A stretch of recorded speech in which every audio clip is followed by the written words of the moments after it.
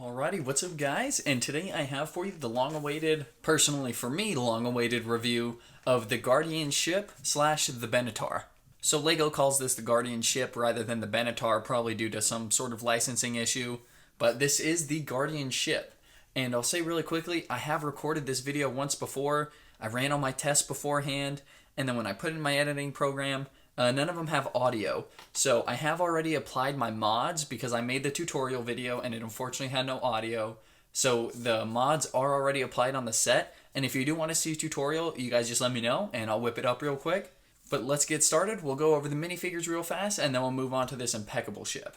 So the printing on this guy is amazing, despite being the little throwaway figure that's supposed to just die when you're playing with the Guardians. So the printing on the Chitauri figure is absolutely amazing. It really helps depict, even the children viewing a minifigure, that this is an alien creature, that it is shaped weird, it looks weird, it's got a whole bunch of weird different parts. Like, it's not very human, and the printing on this really reinforces that. Despite still being the same LEGO minifigure shape, the printing really shows you how weird and funky the Chitauri's body looks. And then on the back, printing on the back, it's still very detailed. This is actually the reason I said that comment previously. You can see the different layers and the weird shapes that are going on that Chitauri's back, and it really helps signify that this guy's a funky looking dude. Alrighty, so next up we have Mantis, and overall she looks pretty good. She looks a little angry though, and she actually does have an alternate face. We'll swap that around after we go over the body. But the chest printing is really good. Like, I like the small detail of light blue in her, like they also had on the Chitauri. It's a little bit of a different blue, of course, because it's a different character, but it is a nice little hint of blue to help break up all the green. So her head mold is actually really nice. It actually combines with the antennas. They're one thing, and it's really hard to get off, strangely, unless you lift a certain way, and then it comes right off. Her back printing overall is pretty much the same as her front printing, but on the back side. A little bit of a different design, follows the exact same style. Nice little hint of blue there. She has no leg printing or any arm printing anywhere else, so it's just the chest print and then the nice little headpiece, but they are very nice. So now we're on to Thor. Some would argue the captain of the ship, others would say not so much. So you'll notice I don't have the red cape on him yet. He does come with one of those nice red cloth capes. I don't have it on him because when I'm playing with this Bentar, he's one of my pilots and I don't want to crease the cape, so I just keep it off of him. So Thor's chest and like his main body and legs are a just solid black color, and then his arms, I don't know if you can see it, is kind of a dark silver chrome almost. It looks real good, looks real metallic. And then his front side printing matches almost all of the Thor outfits that he's worn. Got the 6 little circles on him, I don't know if they have a name. And then on his backside, it is covered by this long luscious hair, and as well this will reveal his alternate face print of him being all powered up and real angry. Let's see if we can get that in there. Come on. There we go. You can see him all powered up and angry. And if you look closely, you can actually see a little bit of gray in his beard. They put some nice detail into his face print. And then on his backside, just a back print. Not a whole lot of detail in there, but it looks real good. So now we're on to the real captain of the ship, Peter Quill, aka Star-Lord. And his chest piece looks very much like his Ravager gear that he was wearing at the end of Guardians of the Galaxy 1 for the final battle. It looks really good. He has dual colored legs, and that looks really nice. I wish he had like a holster like the Han Solo figures used to have, or some extra little bit of detail on his legs. And then on his back here, you can see they put some nice detail and care into this. You can see the bands going around the side, around his hips, and then as well the leather straps at the top. They put a nice amount of fine detail in here. And then as well on this back side, we can reveal his alternate face, and he's looking a little inquisitive. Whereas on the front side, he's got a nice smirk going. So Groot is where a lot of the minifigure detail comes in, because he's incredibly detailed on his front and back side. You can see some nice fine details. You can see the different layering done by the wooden plates that he's made of. You can see some nice little like leaves and branches growing in there. His head mold is nice as well. It's all one thing. I'm glad that they didn't do the minifigure head with like a Zabrak kind of headpiece that they do for Darth Maul. I'm not a huge fan of that. I really like this, and I wish they would continue that with the Darth Maul figures as well. But it's really nice. Not as much detail. They just put a few lines here or there because they do have to make it look a little bit kiddish and fit into the whole theme of LEGO. And then no alternate face on him because you couldn't hide his backside, but he does have some very nice back printing. Follows the same style as the front. Got some nice like wooden plates. You can see almost a wooden like tree spine. Overall, they really killed it with this Groot figure. So last but not least, we've got Rocket Raccoon. And overall, this figure is absolutely fantastic. The details on his raccoon head are real nice. They've got some nice fur details. They put the goggles up top. On his chest print, you can see his nice little red scarf. They almost have what looks like to be chainmail on that backside. You can barely see it on the edges there. A nice little bit of hint of red in there as well in combination with the brown. And then you can see he does have a nice little printed belt on there, and it almost blends in with his tail piece that goes around his legs. Going on his backside, his tail does cover up some of the back printing, but it does continue that scarf on the back and that little tiny bit of chainmail that's on that side there. My only gripe about this figure is the way that the mouth looks. It just looks a little strange. Something about it doesn't look right, but overall this figure is still really good. So when I tell you guys this set is big, I mean it's big. I'd have to scoot this tripod all the way back to where you could see almost half this entire room before I could get this whole thing in frame. A little bit of an exaggeration, but not really. So with our figures out of the way, let's hit this set. And one thing I have to say right off the bat, Lego, whoever designed this set, whatever team designed this set, if you could get them on more Star Wars projects, that'd be amazing. The amount of greebling and detail just in this rear area alone is the whole reason I said that in this video. I have made sure I've said that in every take, and I made sure to make it a point to say that the detail right here, this isn't even a UCS set, and it's not an 18 plus set. It is still technically a play set. No stud shooters or anything, but they put this impeccable amount of detail, nice little hydraulic arms, some nice little greebling in there. It's fantastic. Lego Star Wars fans would be incredibly happy to see more of this on their sets. So to whatever team designed this, you guys absolutely killed it based on just this rear side alone. So even in this middle area, especially like this, the way that this forms kind of a pipe or a tube almost, it makes it seem like the ship has functional internals and actual working parts to it. It adds some extra life to the ship that not a lot of other sets have. So starting up at the front, we have this nice printed windshield piece. It'd be horrible if that was a sticker, so thank you guys for going with a printed piece. But the overall shaping of this, the different use of the cheese wedges and then whatever these are called that have the slopes on them, and then these nice smooth curved bricks going down here. A nice little binocular detail simulates some more greebling.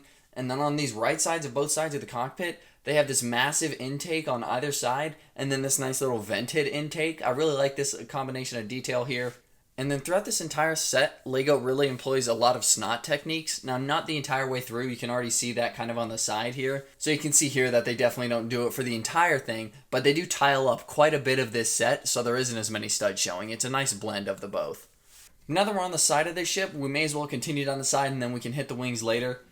But going down the side, just under this vent, it's tiled up a little bit on the side. It's got a nice shape to it. You can barely see the Technic arms that are supporting the wings, but it doesn't take away too much from the look of the set because they did make them orange, so they at least do blend in. But you do have a nice little extra posable flap in here to reduce your speed when you're coming into atmosphere or something like that. Still, like I mentioned before, all this nice fine detail going here. And both sides of this set are completely symmetrical, so I am just going over one. Minus a few different tiles here or there, it's pretty symmetrical. The reason I like this portion of the greebling so much is because it's like an actual tube, a real cylinder for some actual piping and internals to be flowing through. So it looks like all this extra detail isn't just extra detail. It actually serves a purpose to the entire ship. And then while these engines themselves are posable, they actually do have a little bit of extra posability in combination with these extra wings that fold out. And then when we pull out these posable wings right here, we actually do expose a little bit of extra detail in there. A nice gold rod sitting there to simulate some piping in there. And then some nice jagged bricks to help break up the monotony of just flat the sides of regular Lego bricks. But we'll fold these wings back in and then we'll start hitting the big wings. So now that we're on top of this set, the top of the interior space is actually real nice. It's almost entirely smooth with only 6 studs right here. They do put some nice grill pieces in here, simulate some vents, some extra details with these like pilot yokes almost. So the other portion of this roof for the interior, it's actually one big interior space, but it is 2 different roof pieces. This is where I've done one of my biggest mods, and that's because I've made this these clear pieces actually see-through, so you can see down into the ship. So we'll take it off, and I can give you guys a better look that you can actually see through this. You can see my fingers passing through different parts of the ship back there. So it is see-through. If you can get some light into the interior, you would definitely be able to use that as a skylight. And here's the main portion of where those snot techniques come in. You can see all these tiles forming this nice shape going up and around to the engines back there. They employ a few studs here or there, some nice little details, maybe some battle scars or anything. But overall, they do get some real nice shaping going around here. So now that we've covered both of these big winglets, they are symmetrical, so I'll just be going over one side from here on out. So on this one side, of course, on the underside, we did see this big engine spinning around earlier, some nice VTOL capability. And then as well, on the adjustable winglet, because it's in frame, there is another engine down there, and that's pretty much all the detail we see on that wing. It is tiled up on this side, does have a nice little design.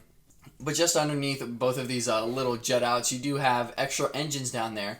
Now that we're on the back side of the wings, we do have this extra adjustable flap that's just underneath one of the engines on both sides. And then on this extended portion of the wings out here, they do have some extra details to help smooth out this transition from this thin wing piece to this big winglet attached to the anterior space. They do help smooth it out with some nice grill pieces and these new 1x2s that can have rods put through them. I really like these pieces. Please include more of these in sets. You can see here they use a whole lot of angled bricks in this set. And you can see here they use a whole lot more angled pieces. They're all over this set, both tiled ones and studded ones. And then a nice little extra vent here. It kind of reminds me of the vents that are on the back of the Millennium Falcon. And here there we do have some orange ingot pieces spread about to help break up the regular monotony of studs and tiles. And then going further down, we do just have some regular tiles, regular old studs. The gray finally comes to an end, and then the whole wing comes down to a nice point. Lift-off roof number 1, and then the rear roof that I included the skylight on. And those of you that have the set will immediately notice more of the mods that I did. So very quickly, we'll cover this in a nice little rear section. It's just a little maintenance area that has some fine details with a whole lot of different rods, pipes, some nice little like trailer hitch pieces almost used on some cars. And there is almost a nice little circuit board, dashboard back there with translucent pink brick.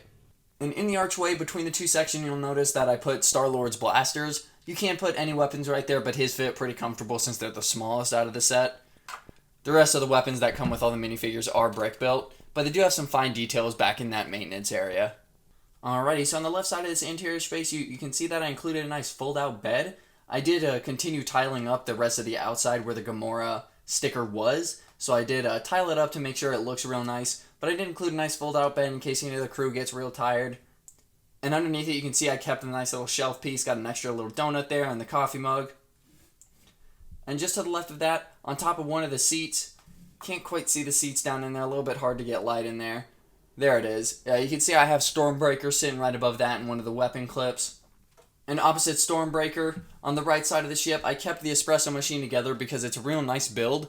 And I'm really happy with the espresso machine inclusion. It really brightened up the building process. It was just some nice little fun to be added in. And then underneath that, you can see I still kept the shelf piece there. I'm a real big fan of those. That can help increase a lot of interior detail in a lot of Star Wars sets.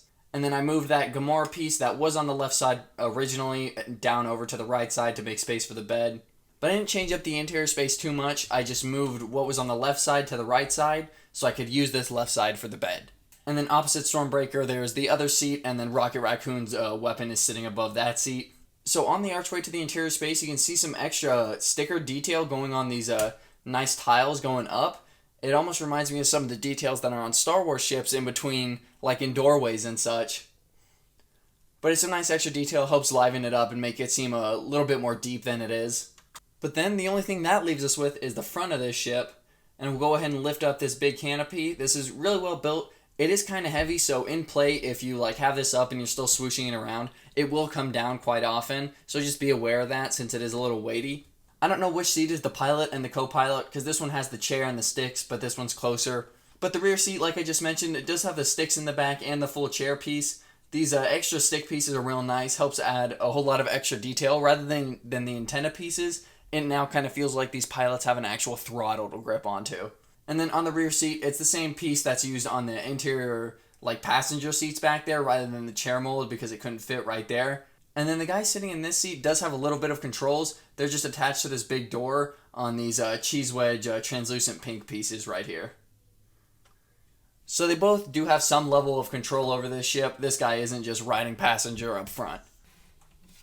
Alrighty, well I hope you guys did enjoy this video. And I'm sorry if it was a little bit all over the place or a little bit rushed here or there. Like I said in the beginning, this is probably the 6th time I've had to shoot this video. So if that gives you any indication of how this process has gone, it's been a little rough, but we've made it.